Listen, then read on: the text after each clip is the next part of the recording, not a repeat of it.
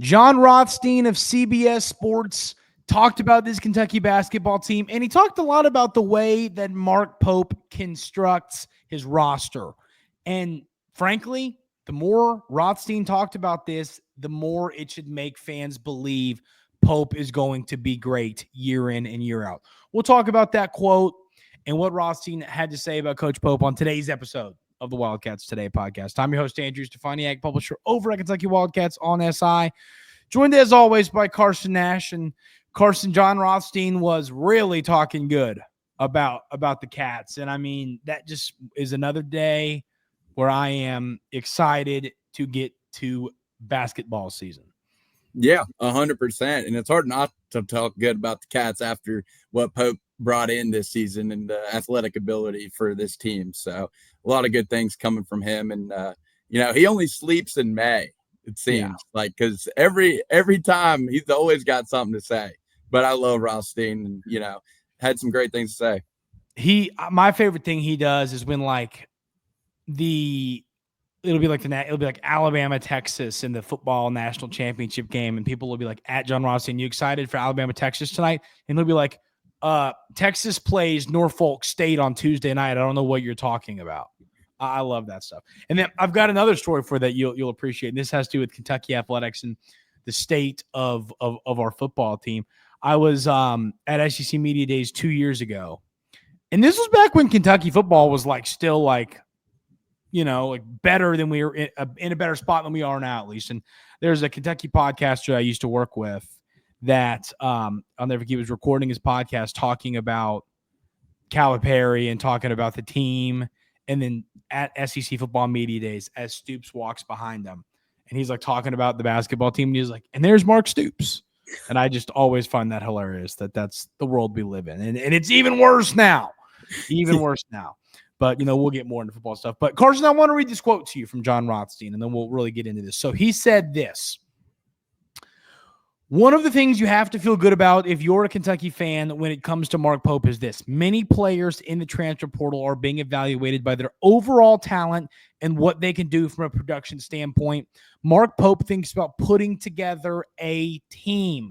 He does not look to just try and accumulate talent, and that was reiterated with the way he built Kentucky's roster in his first season. I can tell you this much. He's done it again. Carson Nash, what are your thoughts when you hear that quote? Well, I mean, it's definitely an accurate quote because you got to think even last year, he did the same thing. Otega wasn't even, what was he ranked? He was in the 80s for the transfer class. And he became Otega Owe as we know him today. But our staff does a really good job at scouting these players out and figuring out their strengths and their weaknesses. If they're a team basketball player, how high their basketball IQ is, all these little intangibles that basketball players have to be successful and be a part of a national championship team. So I thought our staff has done a great job at that. And like you take a guy like Denzel Aberdeen, he might not jump off the page on paper with his stats, but look at the pivotal role he played for Florida in winning them a national championship. If he wasn't on that court at the end of the game, they would not have won that game.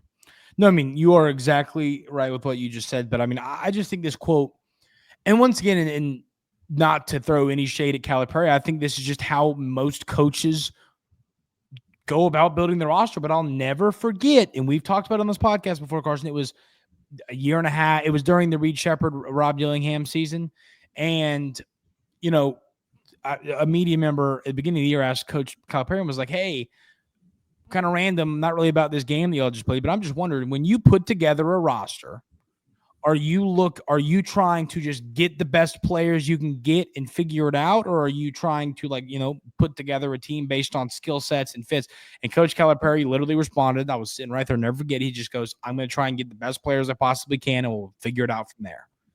And I remember hearing that, and I remember bringing that up to you, Carson. We've talked about this a time or two. I've said this times on the show, but I was just thinking, that can't be the best way to go about this. It just can't be. And that's exactly what Rothstein's talking about here with Coach Pope. A lot of players just see, 19 points a game at a D4 school. I like that. And they take some of these kids. And Coach Pope is finding players that know how to fit a role. He's got his superstars. He's got his role players. He has a team. What a basketball team needs to be successful, Coach Pope has that. It's the way he constructed this roster. He's got defensive-minded guys, offensive-minded guys, guys that are out here to do both things. He built a basketball team. He didn't just go get the best possible players he could and say, we'll figure it out. He made a basketball team. And I think that's going to be the way he goes about this forever. And I think it's going to be successful. Yeah, I have no doubts in that. And I mean, like going off of his quote, the top guys, as I'm not trying to like single anybody out or anything, but when you're ranked that high, you got a little bit of an ego, right? Like you're ranked that high. Yeah. So you got to get some of these guys that are lower ratings and actually scout and find good basketball players. Because, I mean, the most talented guys aren't always, or the highest rated guys aren't always the most talented guys. Maybe they had 40 shot opportunities a game at the school they were at. Maybe they were playing in a conference where they're above and beyond the competition. Like, you never truly know with the transfer portal who you're getting. So you have to be deliberate at your scouting. And I think we do a fantastic job, the assistants and Coach Pope. Well, I'll never forget the Coach Pope quote from a press conference into the year some point last year, I think toward the back half of the season. He talked, and someone asked him about his approach going in the portal, and he talked about the movie Moneyball and how he uses like that kind of approach to kind of build a team. And I mean, I think that's a real thing. And I mean, because basketball is different from baseball. The Dodgers can go get the best 9 players in the world and they'll be just fine because there's so many individual aspects to baseball. That's not how basketball is. You can't have, and we've seen this happen in the NBA. I mean, the only real super team that you could argue that's really worked in the NBA was when it was KD, Curry, Klay Thompson, Iguodala, and was he on that team? But in what's his name? Yeah, I'm Draymond. pretty sure he was. Yeah, but like, you know what I mean? Like, that's the only time we've seen that work. We've seen the James Harden, Kyrie, Kevin Durant stuff. Like this stuff, these things clash a lot. Yeah. The egos clash. Willing to fit, and that's exactly what Carson just said. And I think bringing up the NBA example is a good way to exemplify that. And, college basketball, you need players that are willing to fit a role, willing to buy into a role. And we've got a team that's proven they've done that. Aberdeen has bought into a role. Cam Williams has bought into a role. Jalen Lowe is going to have to buy into a new role. Jaden Quaintance is going to be in a new role. Brandon Garrison agreed to buy into a role. Like, that's what's happened here. And I think that way of building a roster is the future of college basketball. I think that, especially with the portal, I think building a team that is deep from top to bottom, full of guys that aren't worried about egos. They're worried about winning basketball games. That's what Mark Pope's looking for. And that's why we've heard him pass up some guys, Carson. We've heard the stories about some guys going, I'm only coming if I can shoot the ball 15 times a game. You'll never see Mark Pope take a guy that says anything close to that. That's just not a guy for him. He wants a national champion. That's what he wants. And he wants a winner, right? So, I mean, if the player's going to make it about himself, Mark Pope wants no part in that. And he's made that clear to all the recruits that think that they're above the team. Which is the way it should be, in my opinion. I mean, at the end of the day, you go to college, you're there to win a national championship and get yourself to the next level. Those are the two goals. And, there's a lot of players nowadays. NIL has stuff to do with it, but it's just people are so self-centered, I think, in college athletics.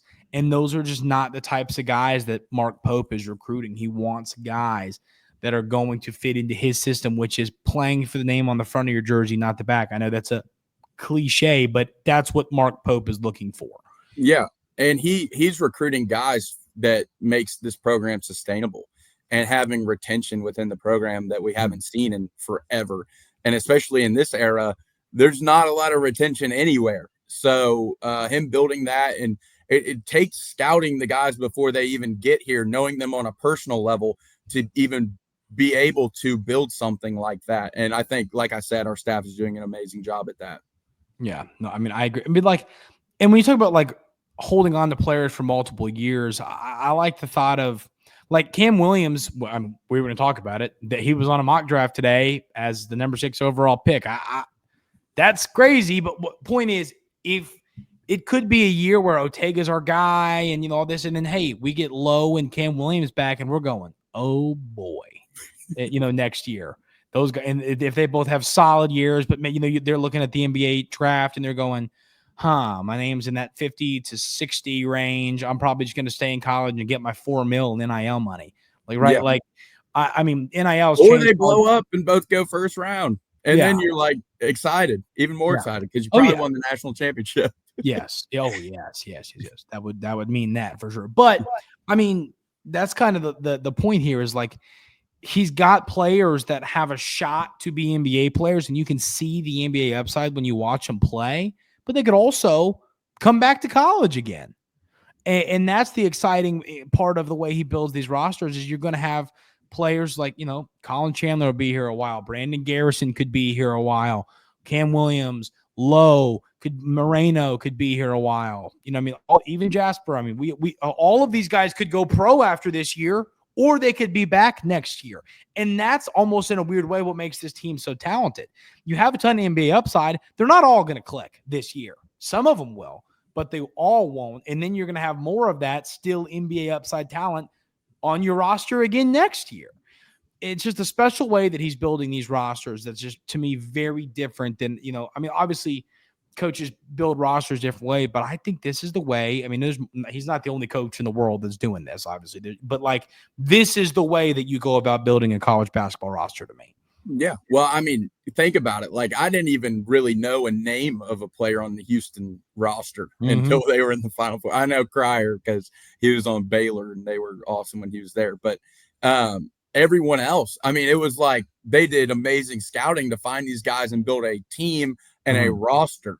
Instead, Duke was awesome. Like, let's not talk that they weren't awesome, but they have a bunch of guys. Houston, none of those guys were talked about in the same even breath as Cooper Flagg, Malawach, any of these guys, Knipple, like any of these guys that are getting drafted, but yet they go out there and they beat them. So it's like college basketball is changing now to where you need to build a sustainable program and have guys that know how to play a role. And it's not all about these superstar freshmen and these superstars everywhere. You got to build a team, and that's what Pope and his staff are doing. Exactly. I mean, exactly right. And I think it's sustainable. It's sustainable because here's the deal. Over at Duke, I'm sure I haven't looked at their roster yet, but I mean, look, they probably got a lot of guys coming in, right? It's Duke. That's how they go about it, right? Yep, not a lot of retention. It's not, but you're not always going to hit. You're not always going to have the Knipple Flagg combo, great shooters. It's not always going to hit. I just feel like with a roster like this, you're never going to be with now obviously us being Kentucky helps in this as well because we're going to always get, the top end portal guys. But at the end of the day, like we're never going to be bad. We're going to have years where we're really good and we'll have years where we're maybe more okay, but we'll never be bad. And there are some years where you get players, those freshman 5 stars, and they just don't pan out, and you don't have the veterans that have played in the system, and you're just not that good. And I that's going to happen to Duke here and there. They're also going to be as good as they were last year here and there. But I just think we're going to be consistently good and still have those top end years that, like I said, I believe we'll have this season. It raises our program's floor. Yes. Like crazy because the ceiling for this team is unknown. Like it's unknown. I think we can win a national championship, but the ceiling's unknown until we start playing a couple games, in my opinion. But the floor for this team already is raised. It's way higher than it was last year. And I think building a program like this only raises the floor because it's hard to make mistakes when you have retention and you know what guys can already do. Instead of replacing them year in and year out with younger guys who you don't really know. You're just taking a shot on them. Yeah. I mean, like last year, I think that the floor was winning game 1 in the tournament. Now I think the floor needs to be the Sweet 16. Sweet 16. The floor. Yeah. And honestly, like, I think our floor is I might even go Elite Eight with how I'll be good this honest. team is. I would be disappointed if this basketball team didn't get out of the Sweet 16. I would. Yeah. And that's being greedy. But once again, we should be greedy. We're Kentucky basketball. We should be, we should be there every year. We're the best program all time. And I know we're going to we've gained some Louisville fans that watch us like every day, Carson. Have you been seeing that? And they're going to hate this, but this reality, we're one of, for those Louisville fans that want to act like, oh, UCLA, whatever. No, they can't say anything about like longevity program success. But no, what I'm talking about is the fact that like that should be the goal of Kentucky basketball. And we've gotten away from that during the few years where we didn't even make the Sweet 16. Coach Pope brought us back, and it needs to be back to where Carson and I from year in and year out can say, I don't know, I think it's Elite Eight or bust, Final Four or bust, Elite Eight or bust. And people should be like, yeah. And we need to get back to that. And that's the goal. Well, heck yeah, dude. I graduated from UK a couple of years ago, and I had won, guess how many tournament games while I was there for 4 years? It was one. Yeah. And it was the one. Yeah. Yeah. It was and then we lost the next game. Yeah. I mean, yeah. That's what I'm saying. We got away from that. We need to get back to that. And I think that the way that Mark Pope is building rosters is we're going to be there. And there will be a year where it's Elite Eight or bust and we lose in the round of 32. That's going to happen once, every once in a while. It's going to happen. It's basketball. You're going to run it. You're going to be a 3 seed and run into a good team in the round of 32. You know what I mean? It's going to happen. But it needs to not happen every other year or every year. It needs to happen every 8 years, Yeah. And I think I think the good part about the way Pope's building teams is he's getting like 14 guys that can all play, so that you're going to have so many weapons on the bench that you can kind of rotate guys in and out based off of matchups on teams. And so like teams who aren't as good as we are going to have a lot of issues with us because we're never going to be tired. And our 14th guy could be your 6th best player. Yeah. So it's going to be tough on opponents like that. Don't tell Louisville that. They're going to tell you how much better Hadley is than Mo Diabate. Hadley's like 6'5" and can't shoot worth a lick. Yeah, I know. He's like Dennis Rodman. I know. I've never I don't know. I just that's think even crazy to say. As delusional as Louisville fans think that you and I mean, not just you and I, but the whole Kentucky fan base is about this basketball team is as delusional as I think they are about their basketball team. No, they think they're the 98 Bulls. Have you seen what they've been saying? They think they're the 98 Bulls. Yeah. Like, let's calm down a little bit. Woolley went to wherever, like Kennesaw State. And, I mean, we don't. Michael Brown looks really good, but like I said, he's a freshman. He was playing against U19 guys. We got to see it against real players. Yeah, so I agree. So I just love making somebody's now currently going and typing something. I love that. Somebody's just, 2013 should be back on the wall. Ricky P didn't take them to that club. But I want to talk a little bit about this, Carson. The whole Andrea Yelovich thing, I've been trying to find a way to write an article about this and not make it sound super negative because I don't think that I want to talk about this. Like, where are you at with this? He got added to the roster, but I mean, he was supposed to be here in a week or two, like 2 months ago. There's no information. No one knows anything. What do you think's happening? Well, I was starting to feel bad last week, like not bad, but like definitely getting a little concerned. And then they finally added him to the official roster this past weekend. So, I mean, it makes me feel a bit better that we'll actually see him play in blue and white. So I think he'll end up playing here. Now, I don't know if he'll be ready by game one, but then again, because of what though? You mean like eligibility? No. I mean like just ready to go. But then again, I don't think he'll have any eligibility issues. I think that was already probably handled, or at least I hope it has been handled because of the Z situation and everything.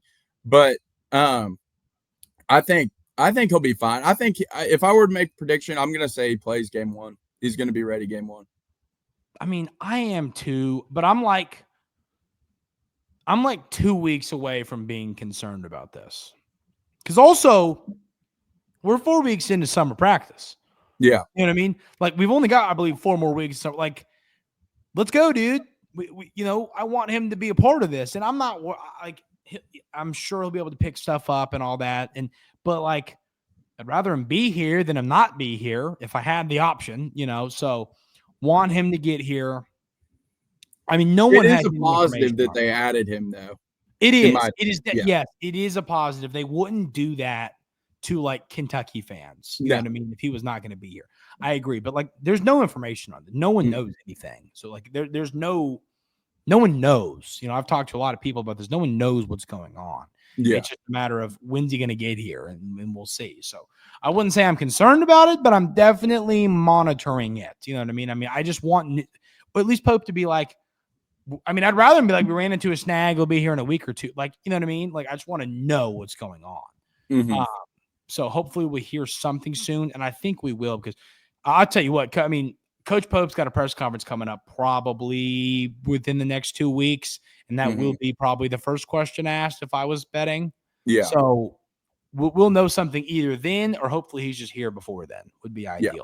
So anything else, Carson, you want to talk about before we call today here? I was going to give a shout out to the Harrington guys that we met over the weekend. Hope they're watching. Christopher did follow me on Twitter, so really? He did find us. Yeah.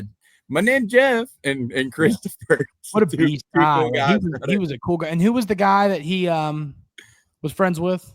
Gosh, I'm blanking now. But somehow was in was it like something Peterson or no, I don't think it was Peterson. It was the guy that we'll have to figure it out. Yeah, but there's a guy that like played here that used to do the pregame show or something. And good friends with Rondo.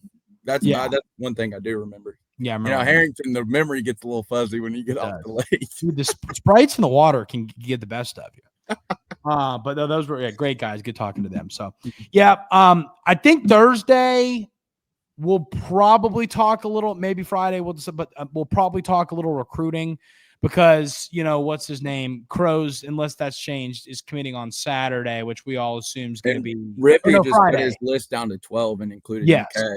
And then we're after that new kid now, the 6'6" shooter. I forget, we haven't offered him yet. Smith? But, no, it was that kid would be good to get in talks with. Jordan Smith, that played on the U19 team.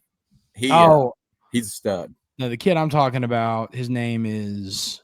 Let me pull his name up. I literally just wrote an article about him 30 minutes ago, and I already forgot his name. Jacob Weber. So I'm talking about. He's like a shooter, high-ranked guy, kind of climbing the ladder. So Pope's reached out to him, not an offer yet, but so we'll talk a little recruiting, because we're kind of getting to an interesting point in that we're like, we need to start figuring some stuff out. So we'll talk recruiting probably later. I'm starting to feel good about Caleb Holt, though. He's starting. I am too. I'm starting to feel good about us landing the good class, but we'll talk more about that later in the week, unless something crazy happens with news. So that is going to do it. If you haven't already hit that subscribe button, we'd appreciate that. Hit the like button. Appreciate y'all doing all of that. Hope everyone had a great weekend. Hope y'all have a great rest of your Tuesday, and we'll see you next time right here on the Wildcats Today Podcast.